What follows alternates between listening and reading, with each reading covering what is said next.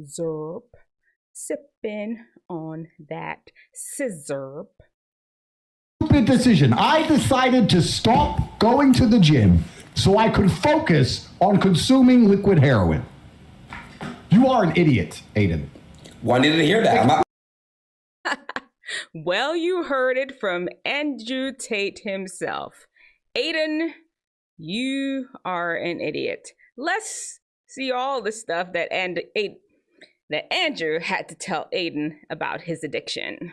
Get your mind right and your body tight. Get your mind right and your body tight. Get your mind right and your body tight. Get your mind right and your body tight. Hey, welcome, Wisdomteethingers, to another Wisdomteethinger Live. And we're dealing with the subject of addiction, and just happened to be out there that ADIN Ross has confessed on his stream to his mentor, Andrew Tate, that while he was locked up in jail, he got hooked on that purple stuff. And let's just listen to it. We're just gonna roll through and I'll add my commentary. I'll have some things to tell you about addiction from a physician perspective and from a Christian perspective. We'll go through the steps of a 12-step program. We're just hanging out. All right, let's see. Let's get back to the video. Okay, hide your wife, hide your kids. This is Andrew Tate and ADIN Ross. Aiden's over here and Andrew's over here. They use special words in their vocabulary. They're not vegetarian curse words. I'm letting you know from now, but we're gonna roll through it because there's lessons to be learned here. Let's get to it. All right, keep telling us what you're telling us, Andrew. No. Explain to me. It's Monday morning. Okay. You're going to the gym, right? Yes.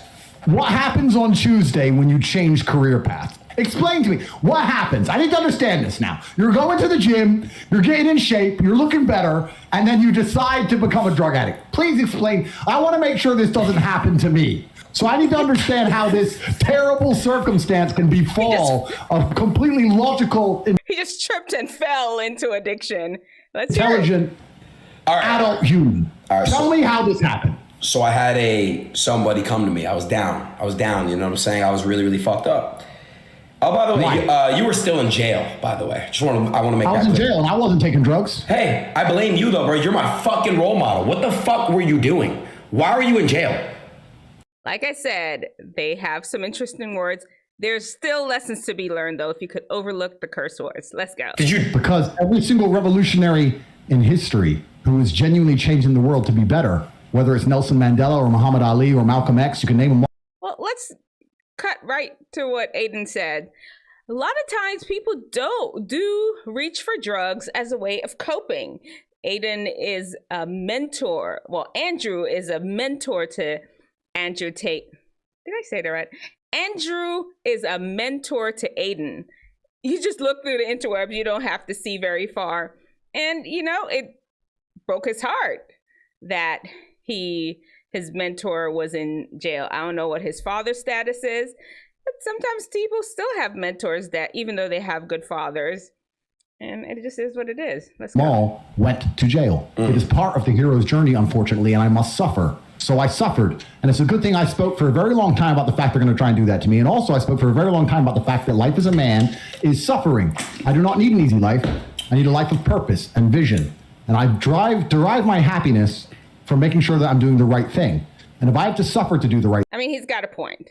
A lot of people reach into addiction because they don't understand that life here on earth is not meant to be pleasant. There's going to be suffering. There's going to be things that happen.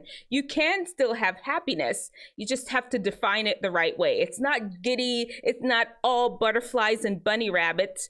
It is a contentment with your status and using what you have to move forward. It's not giddy. It's not happy, joy, bouncing off the clouds 24 hours a day, like when you're high on lean.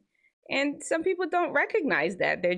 They never really developed good coping mechanisms. They never really understood that life is often, you can't go through life without having hardship. And whenever something hit people, a loss, a death, a breakup, drugs. That's how it answer. Realizing that your life is not all you thought it was going to be, then, you know, that's what happened. Let's keep it going. Right thing, then so be it. So I sat in a jail cell and suffered as a man should. That's why I went to jail. Explain to me why you took drugs.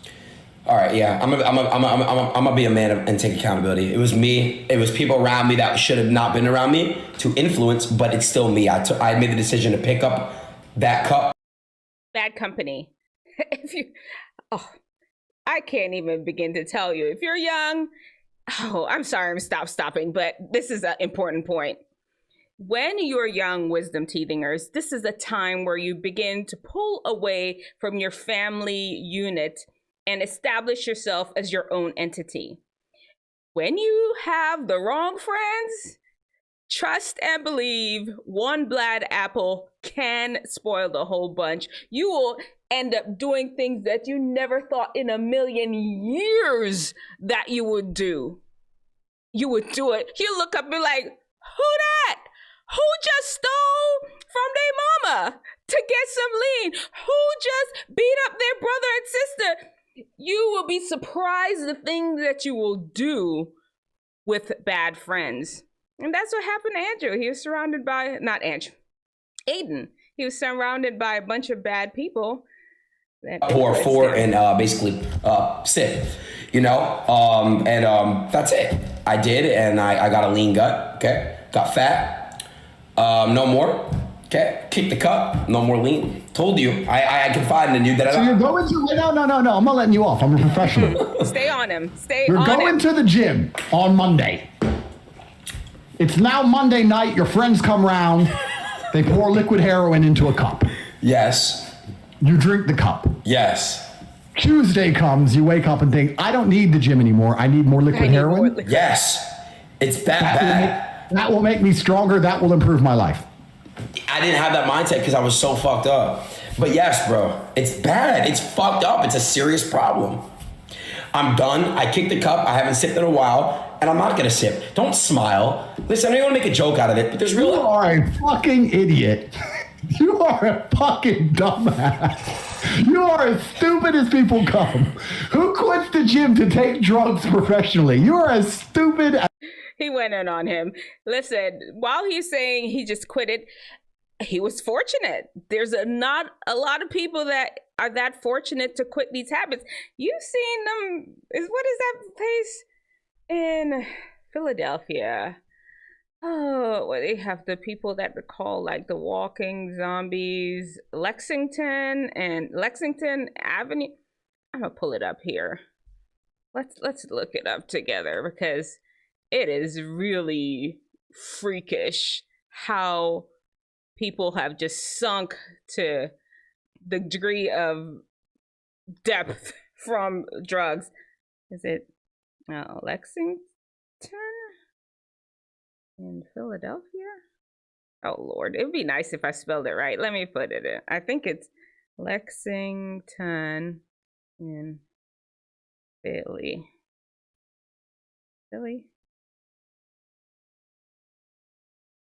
Images? Is that what is it called? Oh, I think they call it Zombieland too. Let me maybe right. Zombie. Come on, God, Denise. Zombie? Is that how you spell zombie? Zombie in Philly? Okay, there's the pictures. Yeah, where just all these addicts just live on the street, Zombieland.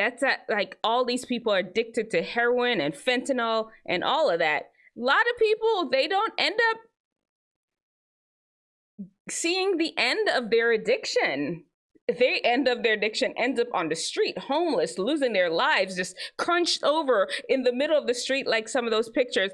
And I wanted to jump from Andrew and Aiden and just go over the 12-step program. It's one of the more successful ways if you want to quit if you want to quit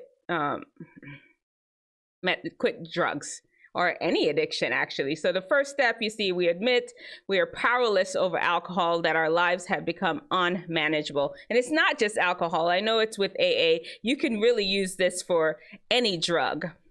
And we can believe that a power greater than ourselves could restore us to sanity. Honestly, I am 100% convinced, because of AA includes the God in it. If you hand your will over to God, he can help you. And let's keep going down the steps. Any one of you all that are addicted, please check this out. Go in and check out these 12 steps. I have it linked in the description of the video.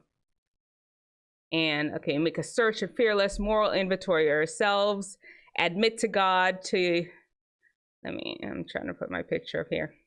Okay, admit to God, to others, and to other human beings the exact nature of your wrongs. We are entirely ready to have God remove all defects of character. Humble and ask him to remove all shortcomings. 8, make a list of persons we have harmed and become willing to make our amends to them. That is asking for forgiveness.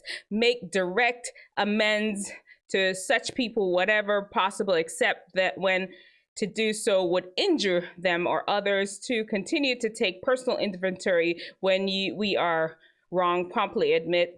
11, sought through prayer and meditation to remove our conscious contact, to improve our conscious contact with God as we understand him, praying only for knowledge of his will for us and power to carry that out. Having had a spiritual awakening as a result of these steps, we try to carry this message to alcoholics and to practice these principles in all our affairs. Let me move it all the way up so that you can see it. These are amazing steps. It's a very successful program, and I'm 100% its success is because it incorporates God in it. God can help you. There's sometimes the mind is so far gone, your will, what makes you human, is so far gone that you're a slave to this drug. It has captured your spirit, your will, the part that makes you human, the part that you're able to make choices. That's what makes you most human. Being able to make choices is what makes you human. And drugs take it away. Addiction takes that away. Now you become a slave to this substance. There you go. Let's keep hearing how I'm appreciating Andrew's tough love. I'm not gonna lie, because you know I'm Jamaican. I like it. As people come. I don't know how genuinely, Aiden, I want you to know that. If I lived anywhere near you and I found out you're doing that shit, if I gave a fuck enough to save you, which is up for debate, I would have just come over and beat the shit out of you, because that's the only thing you can do with someone as stupid as you. You clearly don't understand logic. I guess you're not doing shit to me, bro. You wouldn't do shit to me, bro. You would not do shit to me. I swear you wouldn't do shit to me, bro. In real life, you touch me, I swear, bro. If you ever touch me, bro, in the wrong way, I swear to God, bro, I'm beating the shit out of you. I'm knocking you the fuck out. You're weak as fuck. You take steroids, okay? And you're cloned. Well, let's address those facts. The steroids one, I'd actually like to address, because I don't take steroids, and I actually dislike steroids heavily, and I'll tell you why. I think we saw enough of that. Andrew keeps going in on him. He does not let up. He definitely goes in and let him know he's weak. Your mind is weak. How in the world you can allow yourself to fall into this thing? And it's the truth. Don't allow yourself to fall into. Don't go there. I'm telling you now, if you ain't know, now you know. That stuff will capture your will, and then you're gone. You're a slave. You're on the streets running around with no control. All your decisions end up being poor because you've given over your humanity to this purple cup just to be cool, just to fall to peer pressure, whatever. All right, let me know what y'all think in the comment section below. Of course, while you're here, don't forget, come on now, what you gonna do? Why you not gonna do it? Subscribe to the channel, you know how it is, turn on the notifications, and press the like button so they know that we're here and growing here at Wisdomteethinger. And you know I can't leave without giving you a living in fount. And you know, Fount is the 5 keys to wellness and wisdom to help unlock your best. And it's the O, which is, that's not an O. The O in Fount is for optimistic.